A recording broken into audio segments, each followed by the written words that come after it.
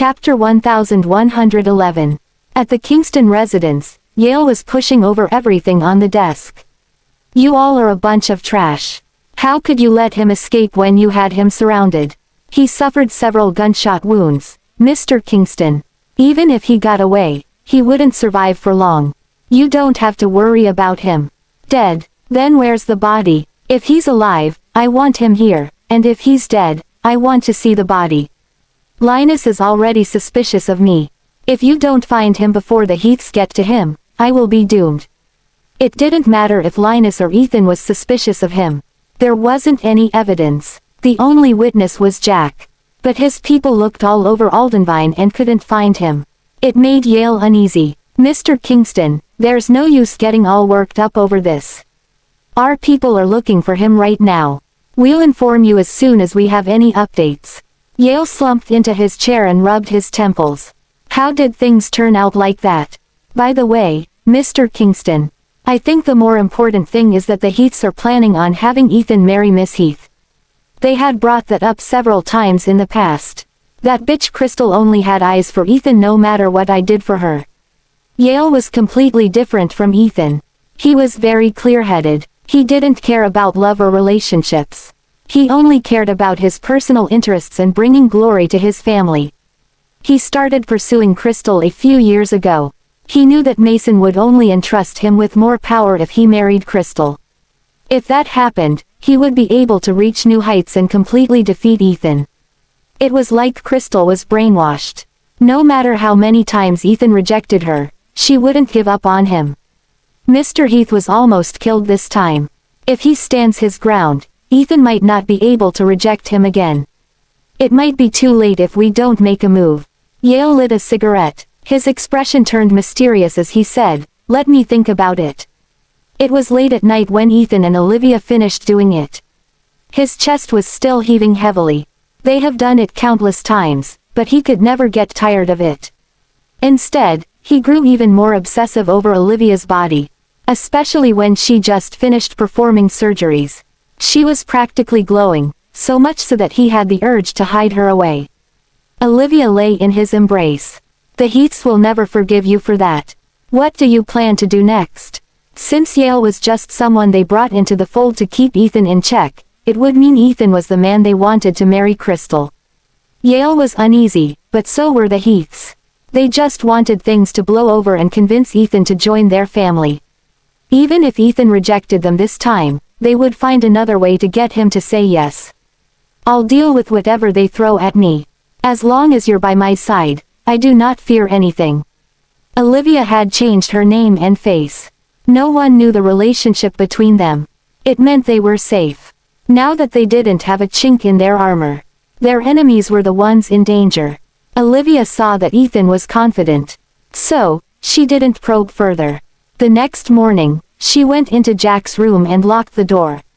"Jack, we need to talk." Jack set aside the Bible he was reading and looked at Olivia.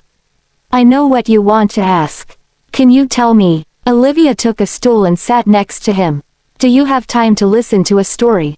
"Yes, tell me." Jack began to tell her the story about his background and Kurt. Chapter 1112. Olivia heard about Kurt's story from Ethan before. But she didn't expect there to be more to the story. It seemed like fate played a trick on them for her to develop such a relationship with Jack. "So, when you first approached me, you wanted to use me to kill Ethan. Then, the enemy you talked about is none other than Ethan." "Yes. Do you regret knowing me now?" Jack asked calmly. Olivia sighed in relief. "Not at all. I have been feeling uneasy. Everything happens for a reason. No one would be good to you for no reason. I've always thought you wanted something from me, but you treated my children like your own and treated me sincerely. There's no way I could think of you as a bad person. I had been worried about the future, but now that I know the reason behind it all, I don't feel as nervous." "You don't blame me. Why would I blame you?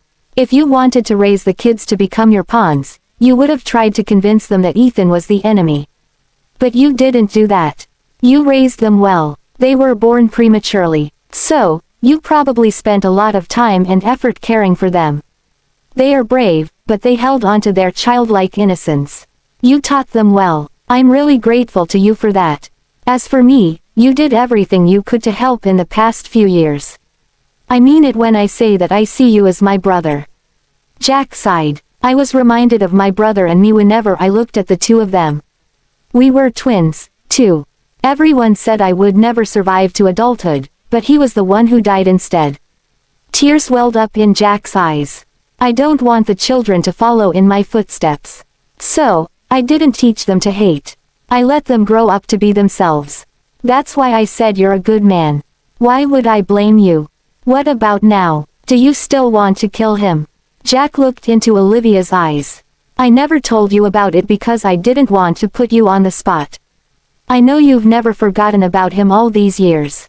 You still have feelings for him. What will you do if I really want to kill him? I won't stop you, but I won't help you either. I can't say anything about the hatred you have for him. I didn't experience the hardships you've been through. So, I don't have the right to tell you to let it go." "Olivia, you're more clear-headed than before. Jack, you don't have to feel pressured. He is taking care of you because he wants to. We won't stop you from doing whatever you want to do. You were trapped for so many years. This is not the Stone residence. No one would be afraid of you bringing bad luck to us. You just have to be yourself." Olivia hugged him. "Jack, you don't have to get hung up over the past. You should look toward the future."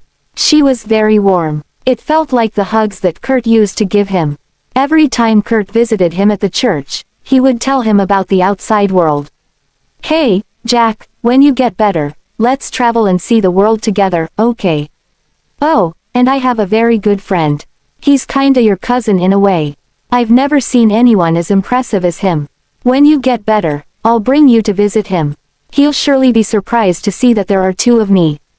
"Jack, that person is the same as you. He has been through a lot of hardships. He has no one that cares about him. He would always be at the forefront by himself, defending this nation. I want to protect him, too. If I ever end up dead, you have to bury me under the tree at the church. That way, I'll be able to protect you forever, okay? I'm sorry, I haven't been a good brother."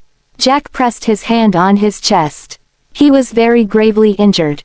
He should be dead. "Kurt, were you watching over me? If you knew I wanted to kill the person you cared about the most, would you feel sad?" Chapter 1113. Olivia was relieved since Ethan found someplace safe for Jack. Ethan was very influential in Aldenvine, so Jack would be safe for the moment. Jack was too badly injured this time. It would take him several months to recover. It would do him good to get some rest. Besides, Olivia had a lot of things to do. She hadn't seen Marina for a week. The Carltons did exactly as she said. They soaked Marina's legs in hot water for a few hours every day. Blisters form on her legs. They were punctured, and then the cream Olivia made would be applied to them. The cream was very effective. The blisters would be healed the next day. But the pain would start all over again. Marina lost quite some weight in the span of a week. Olivia felt complicated when she saw Marina. She didn't expect Kurt to be in love with a woman like Marina. His dying wish caused her a lot of pain. Marina looked at Olivia with hate-filled eyes. She felt like Olivia put her through all that suffering intentionally. Otto and Fabian didn't share her perspective. Otto heard from a friend that Olivia saved Mason's life. That was why he welcomed her personally when she arrived at the Carlton residence. The general public didn't know, but everyone that was in the upper echelon of society heard about the assassination attempt on Mason. They also learned about the miracle doctor, Vanessa. "Please come in. Vanessa, I've been looking forward to your visit." Olivia's lips twitched. She wanted to come over and prank Marina whenever she could, too. Marina looked at her with more complicated feelings in her eyes this time. She was also more respectful. Although she didn't know what Olivia accomplished in the days she didn't visit, she heard from Otto that Vanessa was a great doctor who would definitely be able to heal her legs. That was why Marina didn't throw a fit anymore. She got used to the pain in the span of a week. At least she didn't cry out in pain anymore. Every time they soaked her legs in hot water, she would bite a towel and endure the waves of pain that washed over her. Olivia looked at her without a shred of pity. This wasn't even that much pain. Back when she was pregnant, She had to bite down on the blanket to stop herself from crying in pain at night. She hoped Marina would enjoy the pain. Olivia started to perform acupuncture on Marina expressionlessly. The pain made her whole body shiver. As soon as she removed the needles, Olivia cleaned her fingers with a wet towel. Her actions caused Marina to feel displeased. "Vanessa, do you think I'm dirty?" Olivia replied coldly. "You're overthinking it. I just am a clean freak." That was the same thing. Marina gritted her teeth to stop herself from yelling at Olivia. She couldn't wait until her legs were healed. Olivia quickly left after she was finished with the treatment. Warren asked her out 2 days ago, but she had been turning him down for the past few days. But Warren had become obsessed. Olivia was the one who contacted him in the past. He started to feel uneasy after she stopped. Did Ethan find her? Was she taken away by him again? He still felt worried even though Olivia told him she was safe. He demanded to see her. Olivia was only too happy to oblige. It seemed like she had him hooked. Coincidentally, Ethan had been very busy the past few days. So, he didn't have time to be jealous. Warren and Olivia's next meeting happened at a pub. Olivia wore a black, revealing outfit. She had her hair up, and her makeup was pretty heavy. She attracted everyone's attention when she sat down. Chapter 1114. Before he came, Olivia had already lit a cigarette. Even if she didn't say a word, she still exuded charm from every pore of her body. Quite a few men had already tried to pick her up, but she rejected them with a smile. There was one drunkard who insisted she drink with him. Her rejections fell on deaf ears, so she pressed her cigarette on the back of his hand. "Are you too drunk to listen? Why don't I sober you up?" Olivia smiled sweetly, which caused the drunkard to space out for an instant.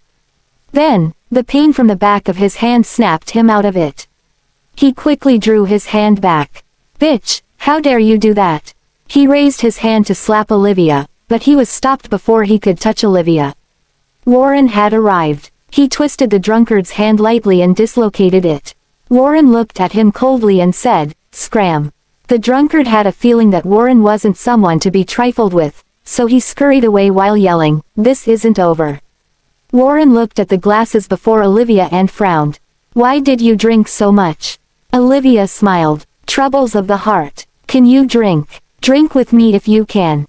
Warren could hold his liquor. But an assassin had to be composed at all times. He would never drink alcohol unless absolutely necessary. But Olivia's smile was so charming that he got lost in it. He poured out a glass for himself in a daze. "Where have you been? Did he find you?" Olivia sighed. Her hesitant expression looked like it told 1,000 stories. "Let's not talk about it. Drink." When Olivia waved her hand, the bracelet on her wrist was revealed. Warren's gaze would freeze for a moment whenever he saw it. It seemed like Mona was very important to her. Olivia downed glass after glass. Then, Warren placed his palm over her glass. "Stop drinking. You're getting drunk." "That would be great. I don't want to think about the people or things that happened in the past." "Warren, do you think I shouldn't have been brought to this world? I have never been able to protect anyone. I could only watch as they left me behind." She grabbed Warren's sleeve with a pained expression. "I should be the one to die instead. Why am I still alive?" Warren reached out. He wanted to pat her on the head. But he didn't have any experience dating women. He felt that it would be inappropriate, so he withdrew his hand. "It's all in the past now. Don't be sad. In the past. But how do I get over them? These things are all piling up in my heart. I never get a good night's sleep. I need to take all sorts of medication. Do you know, I'll see her dying before me whenever I close my eyes." She was still so young. Why would the killer be so cruel as to harm a pure and innocent woman like her? Olivia's voice wasn't loud, but her words were deafening. Warren felt unsettled. Maybe the killer has some reason he had to do it. So, killing is okay as long as he has his reasons to do so. Warren changed the subject. "Did you find out who killed her?" Olivia shook her head. "I heard that the killer is from some international assassination organization. I don't know anything about these things. The world is so huge. Where am I supposed to look for him?" Warren sighed in relief. Then, he heard a man's voice. It's them. Guys, get them. Warren saw that the drunkard that he had chased off had returned with a group of hooligans. It seemed like he wanted revenge. There was a hint of bloodlust in his eyes, which Olivia noticed. Chapter 1115. Warren picked up a beer bottle and smashed it on the drunkard's head. The pub descended into chaos. Olivia, the one who caused the fight to happen, looked on calmly. If she didn't do that, how would she give herself a legitimate reason to fall in love with Warren? The knight in shining armor trick would never go out of style. After he had beaten the drunkard up, Warren saw that the commotion was getting out of hand. So, he grabbed Olivia and ran. People like him were most afraid of exposing themselves and crossing paths with the cops. The two of them ran along the alleyways in the dark of the night. Olivia broke free of his grasp and panted heavily. I can't run anymore. Warren sighed in relief when he saw that they had gotten away. You shouldn't come to places like this alone next time. Being too pretty isn't a good thing. You'll attract all sorts of attention. Olivia raised her head. She looked even more charming under the illumination of streetlights. What about you? Me. Olivia took a step toward him, which caused him to move back reflexively. With his back against the wall, Olivia caressed his face and said with a smile, I was just curious to know if I managed to attract you. They were very close. Warren could smell the fragrance of flowers mixed with the smell of herbs on Olivia. It was a very special scent. Something he had never smelled on anyone else. Warren was unsettled. He couldn't fend off Olivia's advances when she was acting like this. But with his occupation, he didn't dare to get into a relationship. Before he could reply, Olivia moved away. I'm sorry, I was in a daze. I shouldn't have said that. Where do you live? I'll escort you home. Olivia told him a location. Both of them felt a little awkward. Olivia drove to the pub, and since they drank alcohol, they could only hire a designated driver. They sat at the back of the car. Olivia fell asleep shortly after she got in the car. Warren snuck a look at her sleeping face. She looked harmless and delicate, like a little bunny. How could she be so defenseless before a man who once tried to kill her? They reached the villa. Warren paid the driver and asked him to leave while he stayed by Olivia's side in the car. He was probably afraid that she would catch a cold. So, he took off his coat and draped it around her. The snow was falling heavily, but he felt calm. After some time, Olivia opened her eyes. She said hoarsely, "Where are we?" Looking at her innocent demeanor, Warren couldn't help but ask, "How could you just fall asleep like that? Aren't you afraid I might do something to you?" Olivia batted her eyelashes. "Would you?" Warren shook his head. "I wouldn't. That settles it. Of course, I trust you. You're Warren, after all." Olivia smiled. It was stunning. Immense guilt bubbled within Warren. "You're too naive. Both my identity and my appearance are fake. Why do you have to be so trusting?" Warren thought. Looking at his spaced-out expression, Olivia knew that Warren had already fallen for her. He nervously said, "You're already home. I won't disturb your rest anymore. Send me a text later. The car I called is almost here. Be careful. The roads are slippery." Warren walked into the snow. He didn't dare to stay around, nor did he dare to bid her farewell. He got in the car and saw that Olivia was still waving at him by the road. Even when his car was about to turn a corner, he could still see her standing in the snow. "You're too naive, Olivia. A man like me is not worthy of your concern. Let's stop meeting each other from now," Warren thought. Chapter 1116. Olivia watched as Warren left until his car was completely out of sight.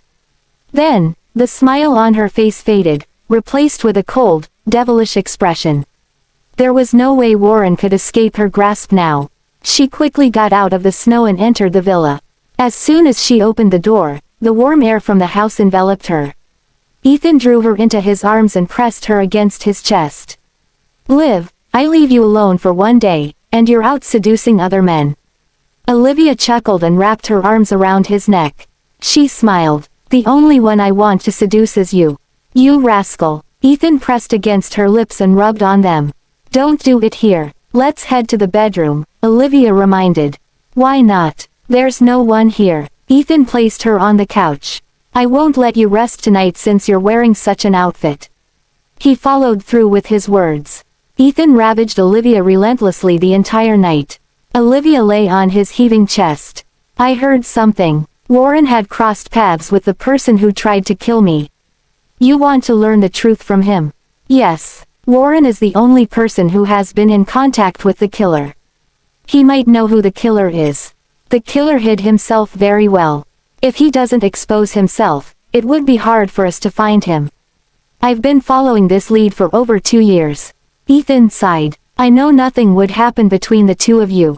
But I feel upset when I think about how you would be in close proximity to him and smile at him. I even have the urge to tear him to pieces." "Don't worry. I hate him, too. I would never have any feelings for him. He's very paranoid. This is the only way." Ethan caressed her cheeks. "You have to be careful." "I know. By the way, Mr. Heath would be after you." Olivia blinked. "Why would he be after me? I wasn't the one who hit his precious daughter." "What are you thinking? You're too much of a talent to give up on. Did you think they would let you go? Linus will come looking for you tomorrow at the latest." "What do you think about that, Liv?" Olivia sighed. "I don't have anything to say about that. I don't have any grudges with them. My willingness to help them depends on my mood. Do you want me to go?" "No," Ethan said directly. "Why?" "It's not a good idea to be involved in this situation because it is especially dangerous when you're close to Mr. Heath." "Liv, I don't want you to be involved in this." Olivia stroked his fingers and said with a smile.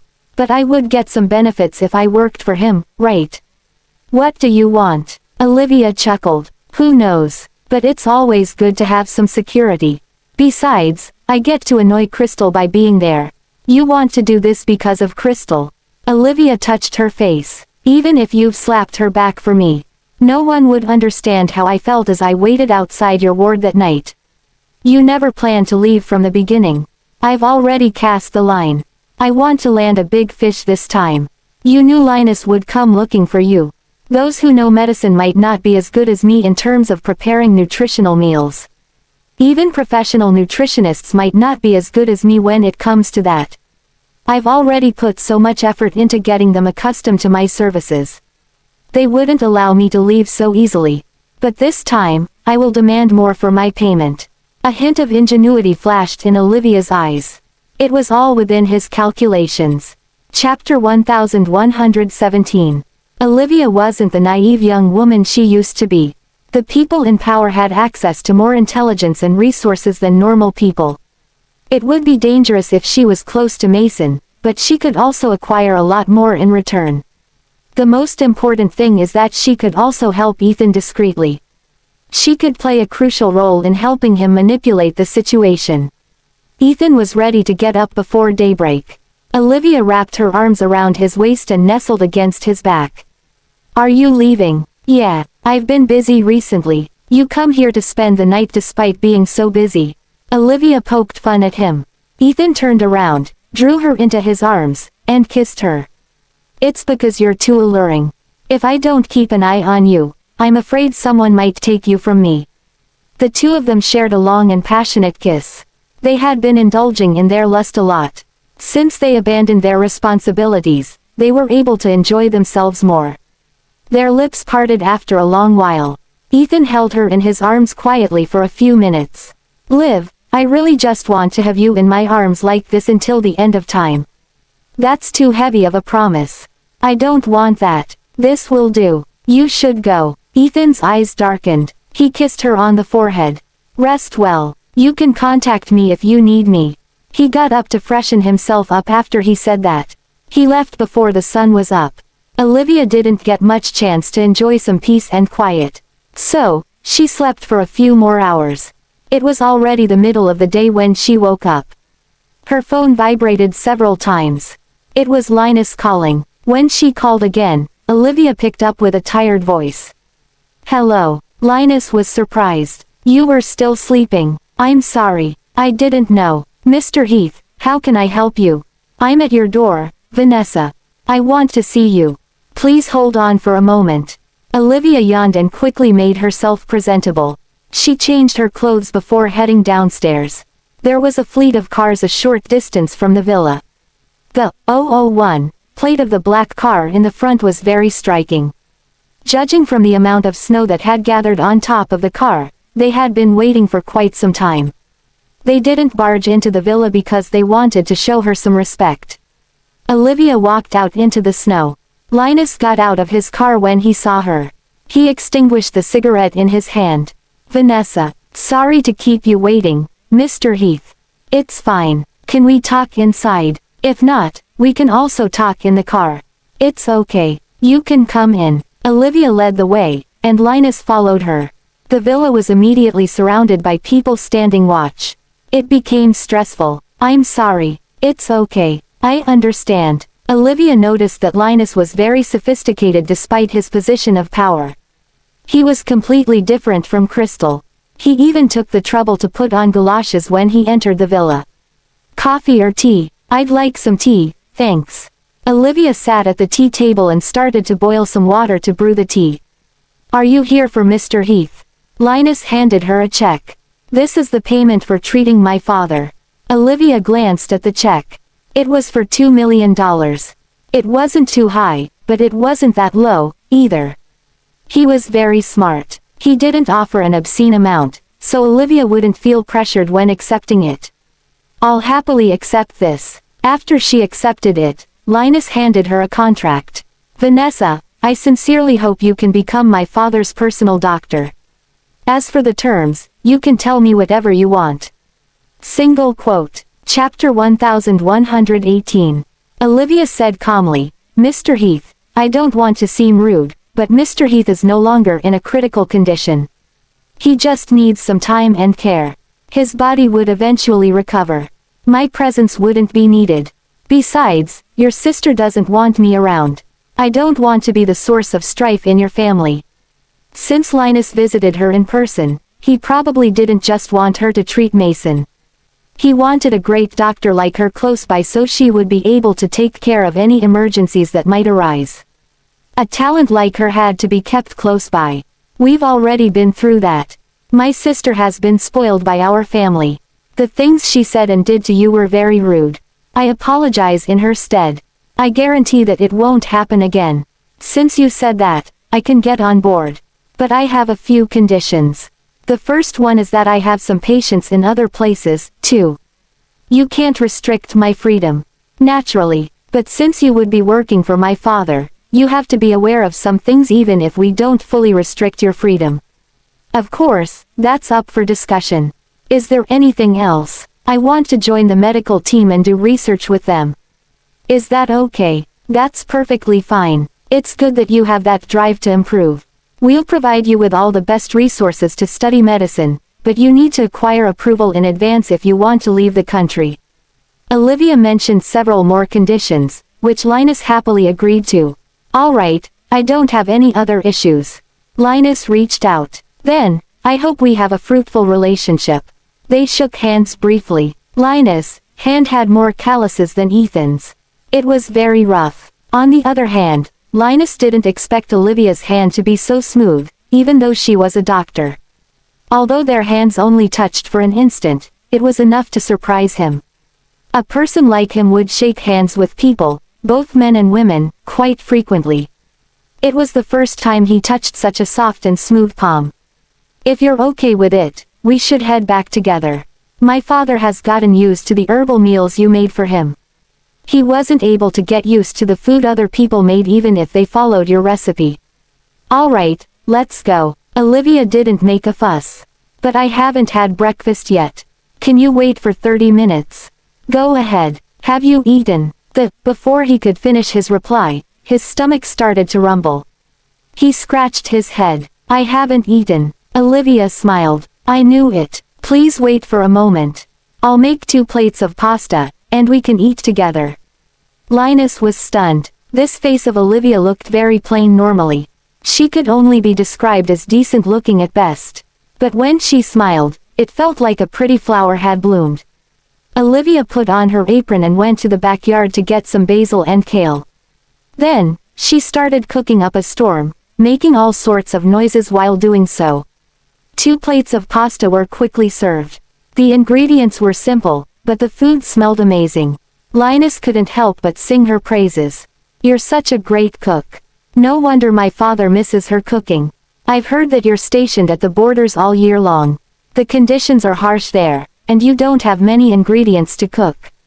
That's why you would feel like a simple plate of pasta is delicious." "That's true, but a storm is coming. I won't be leaving in the foreseeable future." "Where is it coming to?" Linus put down his cutleries and looked straight at her. "There are some things you're better off not knowing." Chapter 1119.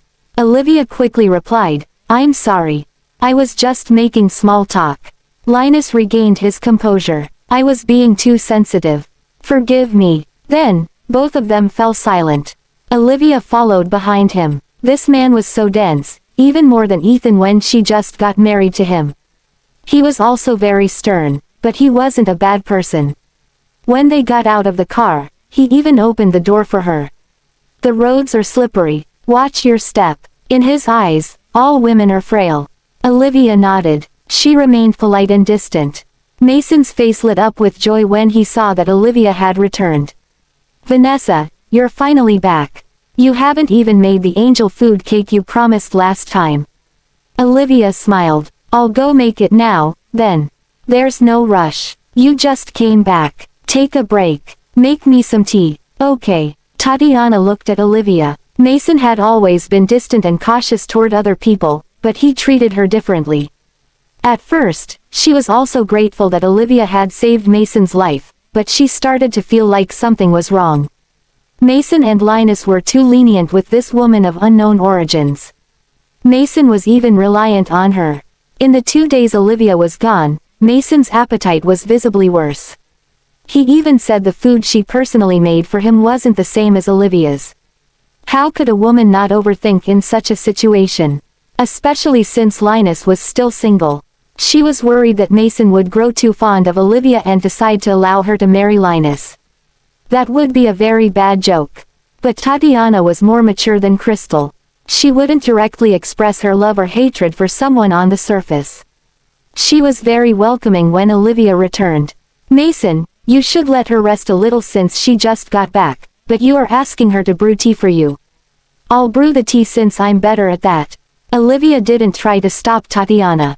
"Then I'll go prepare the ingredients for tonight's meal. I'll also look at Mr. Heath's medical reports. I'll see if the medication needs to be changed based on his condition." "All right, go ahead." Mason's mood had clearly improved. After Olivia was out of the room, Tatiana put down her teapot. She gave Mason a look and said, "I think Crystal was right. She's just a doctor, but you're smiling so happily. It feels like you're under a spell." Mason held her hand. "Honestly, the first time I saw her, I felt a sense of familiarity." Tatiana felt her heart skip a beat. "I think you've grown senile. Why would you feel a sense of familiarity toward a stranger? Who knows? Maybe it's just a gut feeling, just like how Crystal just hates her. There's no reason for such feelings. All right, since she's back, you have to rein Crystal in. Don't let her be so rude to Vanessa again." Tatiana said unhappily, "Is a doctor more important than your daughter? So what if Crystal yells at her a little? She did save my life. She has done our family a great service. Why are you as unreasonable as Crystal?" Tatiana's expression changed. "I'm grateful to her, too. I just don't want you to treat our daughter worse because of an outsider. Her marriage is not even settled yet. Get the doctor out of your head. Have you been thinking about how to get Ethan to marry Crystal?" Chapter 1120. Mason frowned. "Do you think marriage is so simple? You can't just force him to marry Crystal when he doesn't like her. Even if you do, she would be miserable in a loveless marriage. That was why I never forced him to marry her all these years. I thought he would be able to let go of the past as time went on, but now I think he's too deeply in love." Tatiana sat on the bed with a bit of a temper. "Why won't anything work? Our daughter has always been the apple of our eyes. She's led a good life since she was young, but now she can't even marry the man she loves. What do we do? There are so many good men out there. Does she have to marry a man who has been married before?" Mason was thinking further into the future. Who cares how many times he's been married as long as Crystal likes him? If you don't want to do anything about this, I'll take matters into my own hands. Tatiana had made up her mind. Mason looked at her with a displeased expression. Why are you in such a hurry? Why else? Your daughter is in her 20s. If this drags on, she would be a laughingstock to others. Mason said irritably, I'll talk to him again. Okay. Seeing Mason's displeasure, Tatiana softened her attitude. Mason, I'm doing this for our daughter. Do you want her to marry a man she doesn't love? That would be the same as becoming a widow. Since she would be unhappy either way, why not let her marry the person she likes? She would at least be able to get some joy from looking at him. Besides, people of the older generation often get married first and develop feelings for each other after. There's some truth to what you're saying. Call Ethan over. I'll talk to him. Okay. Ethan knew something was wrong when he was invited over. They talked about some things before Mason brought it up. You've grown so much in the blink of an eye. I've always regretted not being able to attend your wedding last time. You're someone I practically raised. I know your personality well. I'll rest easy if my daughter is with you. Can you agree to my request for the sake of our relationship as mentor and mentee? Mr. Heath, I can't agree with this. I've already told you why. I know you don't have feelings for Crystal. If I had died this time, Crystal would be the one person I would be worried about. She has been spoiled since she was young. She only has eyes for you, and I really like you, too. I think you two will really make a good couple. You can develop feelings over time. Maybe you would even start to see her better qualities after you're married and slowly fall in love with her. Ethan said calmly, Mr. Heath, I'm not saying that Crystal isn't good. It's just that my ex-wife would always be the best woman in my eyes. Even if an angel descended from heaven, I would still pick my ex-wife. Even in the next life, she would be the one for me. I can agree to anything except this. What if? Mason suddenly changed his tone. This is an order. Orders are absolute in the army. The gentle demeanor he had was completely gone. He had turned into the man who stood at the top and had power over everyone. Suddenly, someone knocked on the door. Olivia's gentle voice followed. Mr. Heath, I made the angel food cake. Can I come in?